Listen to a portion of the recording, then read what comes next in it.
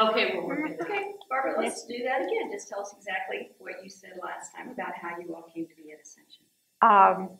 When Ascension started, neighbors across the street, Jane and Ray Hart, had seen in the Catholic Virginian that a new parish was starting, and the first Mass was going to be at the Kempsville Elementary School around here. And they said, come on, come with us. And it was kind of neat. You know, Bob French was there. He was our first pastor. And I remember very distinctly there was a lady there that sang Amazing Grace, and she had a guitar. She never sang at anything else going forward. And when I questioned it, he said, well, she just didn't want to be in, you know, she agreed to help the first week, and that was it. So. Tom, do you want to add to that? No, not really. It's the same reason. Okay. Tell us about, you mentioned Father French. Tell us about the early leaders of the parish. Do you remember, what do you remember about them? Well, we had Father French. I guess there was Tommy Brewer. Yeah. God, I can't remember. Sister Eileen, I think she was here Yeah. not long. And there was another sister. She had red hair, and she was just so funny. I cannot remember her name. But we had a home Mass. We used to have home Masses every once in a while. And she was singing, and she said, I have a terrible voice, she said, but I think it's, you know, God gave me this, so he should have to listen to it. So. Explain what home masses are. Well, at the time when we had, if you had a birthday or some kind of special event, you invited the priest and a few of your friends or neighbors. They encouraged you to use, to have neighborhood home Masses.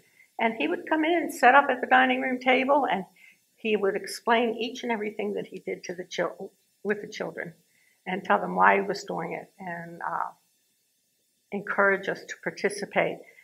I don't know if any of you were here when we used to respond a little bit differently than we do now as part of the consecration. And we were encouraged by Father French to do that. But then it changed as time went on. Some of the other early people, Mary Ann Rohde took over from Sister Eileen to run the religious formation office. And after that was Fran Woodward and Carol Bakovac. And I can remember sitting on the floor out in the commons area with a bunch of other moms because we had religion classes in our homes. We didn't have a building. So we would sit down and we would figure out who lived in what neighborhood and put 8 to 10 children in a volunteer's house. And that person sometimes did the teaching and sometimes they were just a host home. So that was interesting because you would have to carpool. You were taking your child to one place and the neighbor's child from across the street went with you, and your other child went with that same neighbor to a different house. And it was all over Virginia Beach. It was a lot of fun. And because we were small, we got to know each other. Explain that a little bit more. How did that sense of community develop when you've got a lot of people coming together who didn't know each other before? Well, first thing Bob French said to you was, hi, what's your name and what can you do for us? And most people were a little surprised, but because we were new and because we didn't know each other, we automatically said yes, you know, we would help however we could. I taught Sunday school for when we were our first Masses were at the elementary school, and the Presbyterian church down here on Saturday evening. And I taught religion classes for the first time, but they were preschoolers. Later on, they encouraged me to work with the second graders, but that was not my thing. So eventually I worked with adults. But in the beginning, I don't know, it was just because everybody was new to the area. There were a lot of military people, and military people are used to jumping in with both feet. Way back then, they were here for 2 years or 4 years and then off someplace else, so you couldn't wait for somebody really to invite you. You had to get involved. So. What are some of your earliest memories of Ascension? What do you think back to that? I think the encouraging of the fellowship was one big thing that was always. The other thing, as a non-Catholic, I think the fact that as the church started, they were taking, I don't know whether liberty is the right word, but they were trying to use everything from what was it, the Emmaus to, not Folk music and stuff like that, making Yeah, it more contemporary. they were trying to making make the service more contemporary. right. Because it was just after Vatican II. Right, after Vatican II, they were trying to use everything that had been put into motion, and maybe a few more things. But I think that was one of the big things, and the encouragement of everybody to be involved. It wasn't come in and sit down, this is from 10 to 12 and go by. You know, it was, they expected you to be involved and expected you to participate in the Mass.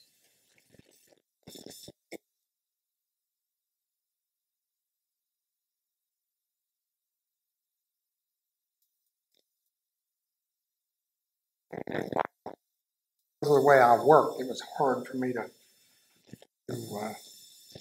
really get into a lot of the things.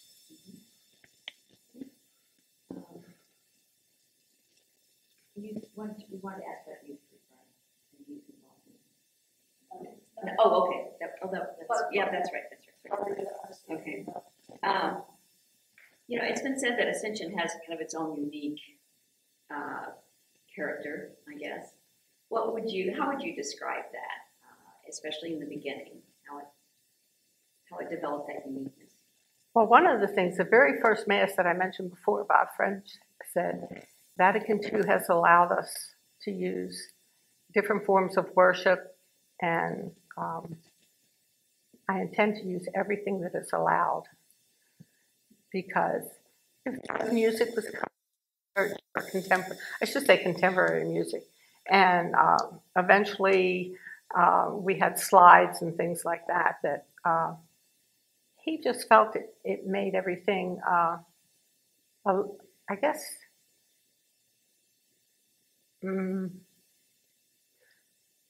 especially with the youth, it touched them in some way. And he did involve the youth. He, not personally, but through volunteers. We had the YOA even way back then, and I can remember one of our first Easter liturgies. Tom Iannucci, who is now a priest, and my daughter, and I think it was one of the Judy Shore and son, carried a cross in, but it was like a tree. It wasn't a flat cross like we've used the last few years. It was really big, and my daughter said, that thing was really heavy.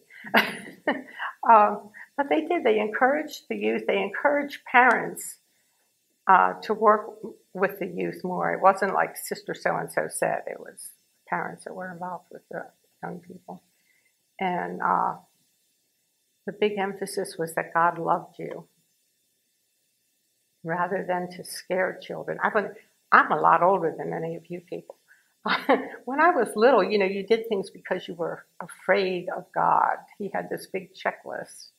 And Ascension tried to turn that around for the kids to do things because God loved them and because they should love God back. So, and let's expand on that too. What kind of impact, what's the biggest impact you would say that Church of the Ascension, its leaders, the programs here, the ministry, has had on your spirituality? And this is for both of you. Yeah. Well, me personally, I've grown a lot. I didn't have the advantage of Catholic school, so I had Sunday school under my belt. And when I was asked to get involved with the RCIA, the Rite of Christian Initiation for Adults, I felt very, very inadequate.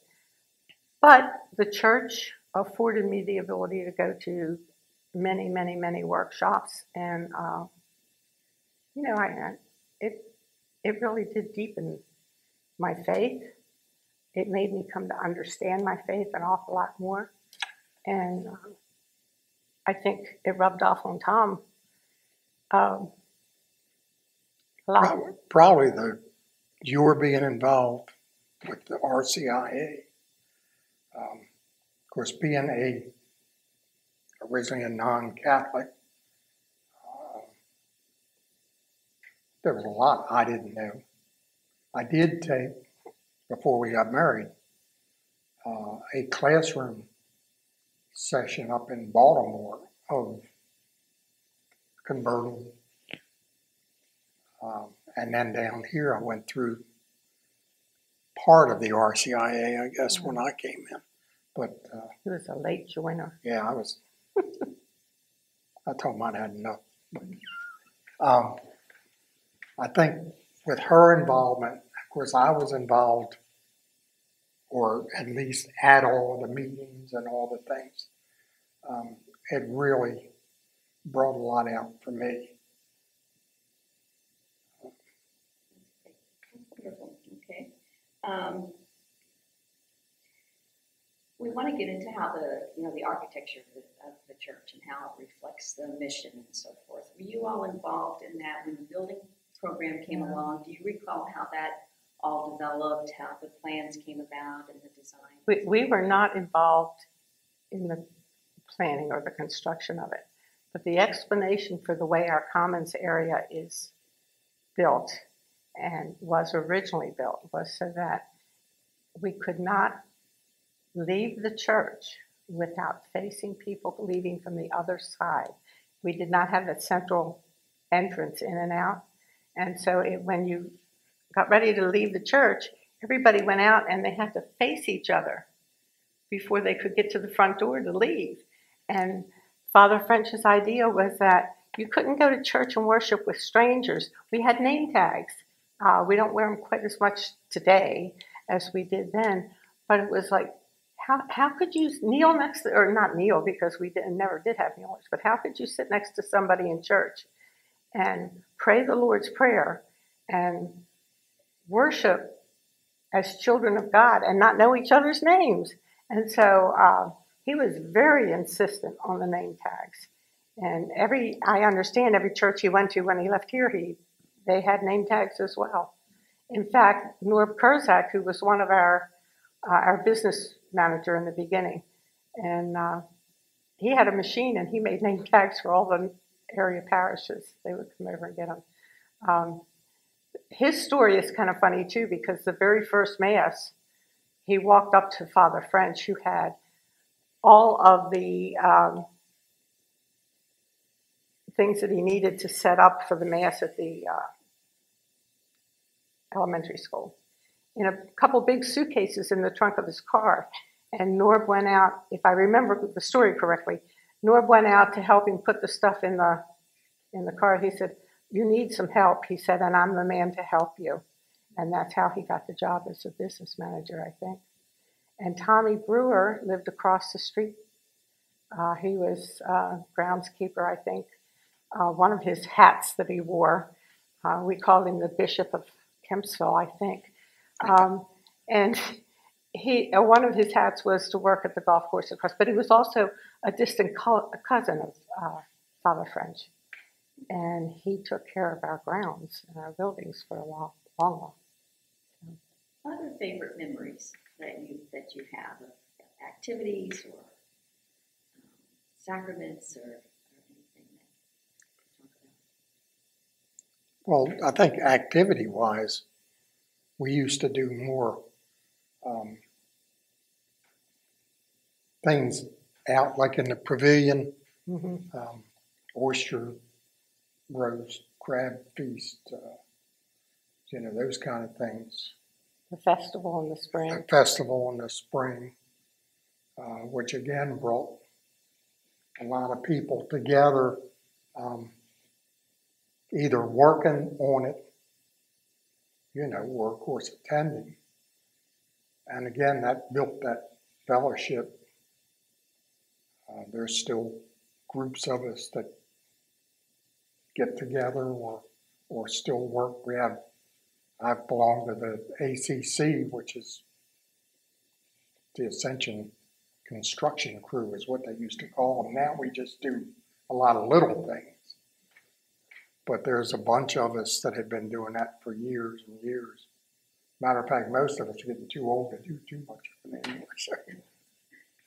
Did that, early on, did that fellowship that went on here, that spirit, is that what attracted a lot of people? Were there a lot of people, you think, attracted because of that?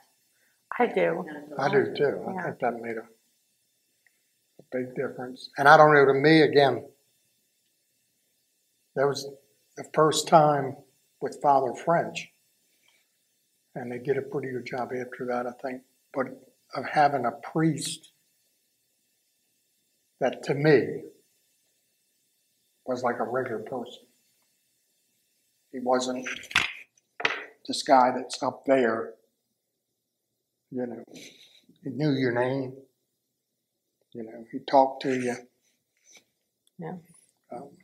Which made a big difference in. Okay.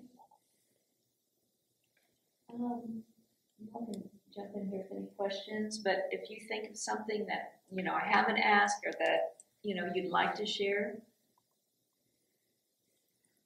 Everybody, I think in the beginning and when, for the people that worked here or volunteered here, we tried to make, we weren't always successful, but we did try to make everybody feel welcome that came in. And, you had 100 families, so it was kind of in the very beginning. And once the building went up, we had a lot more families. And we used to say, well, small is wonderful because we knew each other. And once the building went up, we went from 100 or 150, 200 families to up like 700, 800 families, I think, like within a year or so. And then they said, well, big is beautiful too.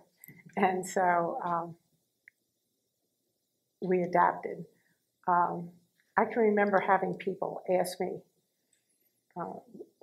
if you went to a doctor's office and you put down, if for any reason they had to have the religion, or it would come up in a conversation with one of the nurses or somebody that was there, and they'd say, oh, that church, And I'd say, yeah, that church. They said, well, we hear that you're different. And I said, yeah, it's different. It's a lot harder to be there too because you have to be involved. You can't sit on the sidelines. You have to be active in some way in order to really, and it makes a difference. It really does make a difference. If you just walk in on Sunday morning and check the box off and walk out Sunday an hour or two later, it's not community that way. And I think the idea of community, and in the RCIA, we used to have this thing, what do you think about when you think about church? And almost every single person that came to us, whether they were coming to us from another parish or whether they were coming from, another religion and they had a Catholic spouse or girlfriend or boyfriend, community was the one thing that they, church community was together every time. So. That's great. Yeah. Go back to the welcoming part. You said you're very welcoming. How'd you do that? You invited people to participate. Because if you didn't get an invitation, how would you know that you were welcome? And at every turn they did. If you came in to register your children for religion classes, the girls, it was Fran and Carol primarily. Before her, there was Marianne Rhodey and Sister Eileen, and Sister Pat was the redheaded sister that I couldn't remember earlier. It was like, how can you help? We need people to, even if all you can do, well, I work. Well, you can make cookies and send them up with the children, They just tried to include all the parents as well as the children. At the end of the year, they would have a end of the year party, and it would include the cookies and soft drinks and things, or Kool-Aid, whatever they would give for the kids. It just made them feel like they wanted to be part of it. So I think the same thing with you brought up earlier about the way the church was made. You know, you basically, if you saw somebody you didn't know, you normally spoke to that person, went out, introduced yourself or whatever, a lot different than what I was ever used to. We had greeters, we have them now, but we've always had, well, 90% of the time, I guess. There was a little while where we did have greeters at the front door, not just to hand you your worship aid in the Sunday morning, but to say, hi, welcome to Ascension, especially if it was a face they didn't recognize. If it was somebody, of course, they say, how you been this week or something like that. So that's always been like. How long have we been doing the stand up and give us your name if you're new here or visiting? I don't remember. I mean, that's been going on for a long time. And it does make a difference because people do stop that person, you know, a lot of times on the way out, stop to talk to that person, either because, you know, they're from where you're originally from, or so. I'd like you to go back to the about the design and the people coming out the door. Because when you first said that, I was thinking you meant going out that front door over there. So when if you come out of just explain, okay, like start all over again and explain how that works, coming out these doors, and when you come into the, what do we call the lobby? Commons areas. Yeah, that you meet each other in the commons. If you could just explain that again. Well, when the church first opened up, you walk in and there was a solid wall in front of you. So in order to get, there were no center doors whatsoever. If you wanted to, you'd look around like, where's the church? And people would have, that's another opportunity to speak to somebody. If you were new, you had to be told, you either go to the right or you go to the left. And then you come to the sanctuary doors. And as you come out of the sanctuary at the end of the Mass, you had to reverse yourself and you had to walk back to the center of the commons area. The center of the commons area is where the front doors are. Well, you know, there's a lot of space between the right-hand side and the left-hand side as you come there. And it's a terrific opportunity to talk to people as you're walking out. The church ended at the coffee bar there for a long time. And where we're, well, to the right of where we're sitting now was the religious formation office. And we have a bookstore. Well, it's not a bookstore anymore, but it was a bookstore halfway in the commons area, closer to the, as you're walking in the left-hand entrance to the sanctuary.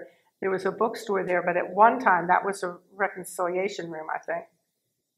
Oh, I can't even remember. But in any case, the church was made, could not get out without seeing dozens of people. Some of them you would recognize because they were there last week or the week before, or maybe you worked with them for religious formation classes, or you worked at the festival that we had a spring festival the first weekend in June usually. And I had a lot of little kiddie games and things like that. At one time we had ponies that they would bring in and the kids could be led around a circle on the ponies. And they did have rides and stuff for a while, but it just got too expensive to have the insurance on all of that. But it was just an opportunity to talk to each other. And so you saw your friends and you saw people that you didn't know. And because we were instilled with this attitude from our founding pastor that we were a community and we needed to reach out to new people that came in, we did it. You know, I mean, people wouldn't believe this now, but I was really very, very shy when I was younger. And it was hard for me to walk up to somebody that I didn't know and say, hi, my name's Barbara, or is this your first time here, or something like that, or did you need something? You got a question mark on your face, you know, and maybe they just needed directions to the ladies' room or something like that, but you really made yourself available to other people. And because of that, you just got really, really friendly with each other, you know. You saw each other in the grocery store, you saw each other at the neighborhood pool, and you got, you know, to socialize with each other. So. That's great. The other thing that's been a big community builder is the coffee bar itself. Was that here from the beginning? Yes. Was it? There was coffee. There's Yeah, always been right, coffee. it was coffee, yeah. There was coffee at the coffee bar because at one time the church had bingo.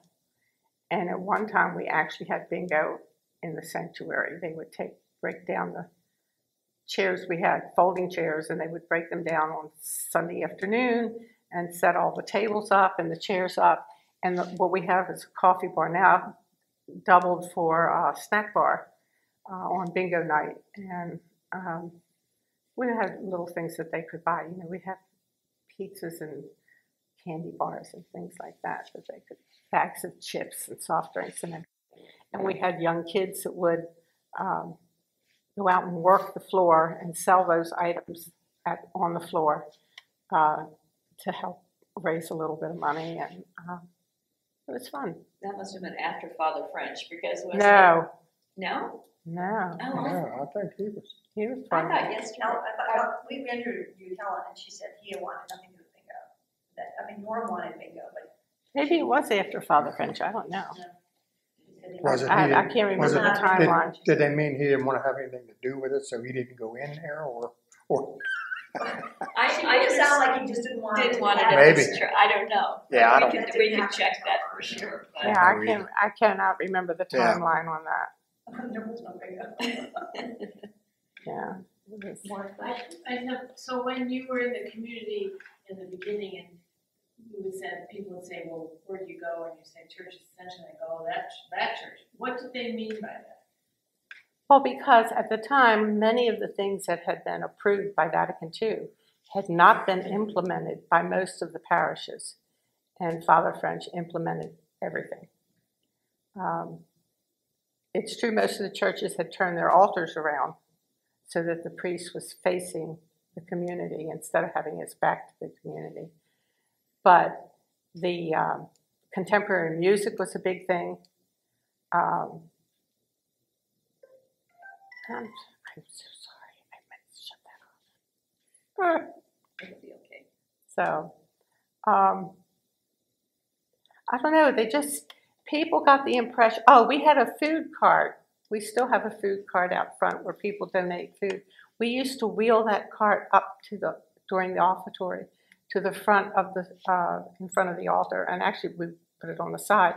But it was a visual for the children to realize that you have to take care of people in need.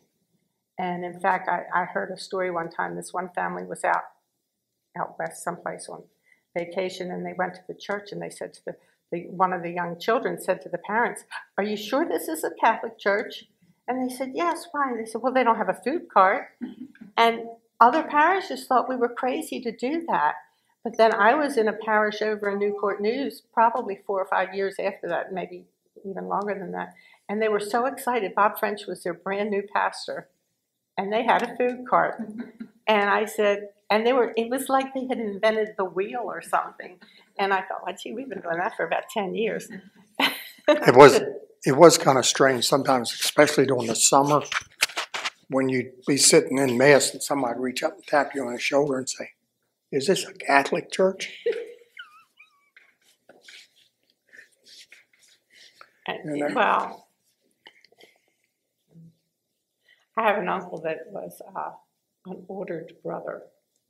And I always, especially, it's like a male nun. And I say, I know you all know that, but some people that are not familiar with some of the clergy that we have and the valid people that we have in the church, I always say that. And we brought him here, and when we left, he said, "Well, God hears all voices." And I think at the time, I'm trying to think what was it the creed was not prayed at every Mass at the beginning. It was prayed on special occasions, but it was not at every single Mass. And I think that's what my uncle had issue with. But he was fine. He got up and he went to communion. And I figured, well, enough of the elements were there that he was content. Yeah. You're going to have to edit this, you know that, don't you? a lot. Do you recall that they have the bread baking ministry? Yes. Back way back in the Yeah, beginning? Was that way something? back in the beginning we did. And they searched and searched for an approved recipe, and we used it for the longest time. And I know I You're went, talking about the Eucharist. Is yeah, that, yeah. I went to conferences up in DC for years, and they had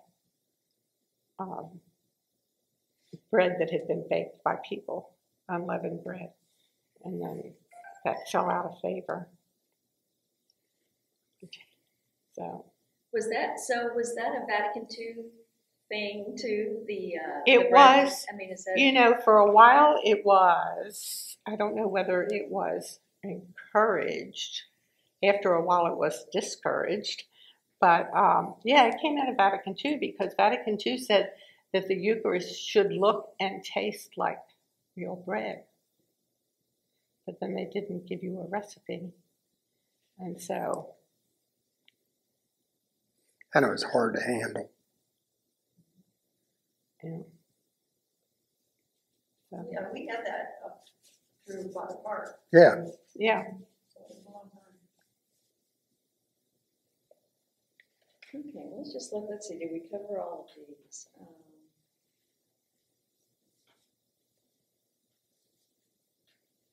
I don't know. Anything else? Anything else that you think is important to share? One thing that Ed and Ed shared with me was that it was pretty much a phone tree. Like the neighborhoods were broken down into, you know, a set of people that would, I guess, call with any parish news and that sort Oh, of well, thing. we So- did, yes, we did that for a number of years before you had constant contact and all that. We had phone trees, and so if there was a death in the parish, and we were all encouraged to attend everybody's funeral because they were part of the community, they were part of your family. I know Father Daniel uses the term family so often when he talks about our community. Father French used the term community. But he was that's why we used to have funerals only at night, because so many people worked during the day that they couldn't come. And I mean, when we would have a funeral, there would be many people that maybe didn't know the person that had passed away personally, but they were part of the community. So you would come, you maybe wouldn't hang around afterwards so much, but you would at least attend the funeral service. So that was a really important thing at the beginning of our parish, the first several years of our parish. It sounds like then it was a lot of things were organized by neighborhood. You mentioned that with the youth programs too. No, they were centralized at the parish level, but because when the first few years, we didn't have this building, so we didn't have any place to have religious formation classes for the children. So we would arrange to have those classes held Tuesday or Wednesday afternoon still, and they would be in the homes. And funerals were pretty much centralized here at the parish level. But we were encouraged, and I think they still do that, like they call them small faith communities now. And Father Daniel started this a few years ago, I think it was, and he encouraged all of us. And in fact, my RCIA team has all retired, except for Janet and Ed. Everybody else is retired. We still get together once a month for dinner. That was our little faith community. And there's like 10 of us, and we still try to get together one night a month just to have dinner. I know there were some areas where they had like book clubs would form, or even small prayer communities, neighborhood prayer communities. And that was encouraged right from the beginning as well. So. Well, thank you. Thank you for your time. So wonderful.